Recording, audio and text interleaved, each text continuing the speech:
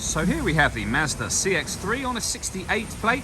I'm going to start off by showing you inside the boot, and then we'll hop in and run through some controls on the inside of the car from there. As we approach the back of the car, you can see we have reversing sensors, plenty of boot space as well, along with that 60/40 split folding rear seat should you wish to increase this space even further. And then underneath this tray section, even more space again.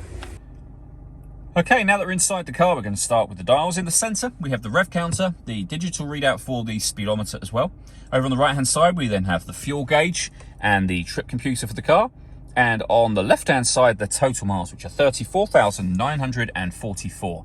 This car also has a heads-up display, so you can see there's a speedometer showing just there as well. Over in the centre, we then have the main screen for the car. So this is where, amongst other things, you can pair your phone, which we're not going to do at the moment. All of the movement that I'm making on the screen is all being done using these buttons here. So the dial essentially can do everything, but you can access your home screen directly from there with the volume for the stereo here as well. But that dial, you can rotate, for example, to entertainment, push the dial down.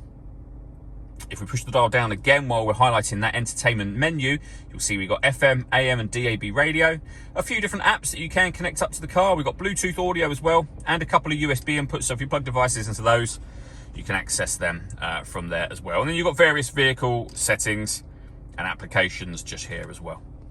Working our way down from that, we have the air conditioning. So you can determine the fan speed, the fan speed, the temperature over on the left-hand side here, and the direction the air is being distributed in. The air conditioning is on at the minute, so it's off, back on again. You can recirculate the air that's in the car. That's a great way of heating it up or cooling it down quickly, depending on the temperature you set over here. And that is switched on when that light shows just there. Above that unit, we have a heated driver's seat with 3 heat settings, and the same for the passenger side, as well as a heated steering wheel as well. We then have the CD player for the car, 2 USB inputs, auxiliary input, SD memory card input, and a 12-volt charging socket underneath that cap just there. Then finally, a 6-speed manual gearbox.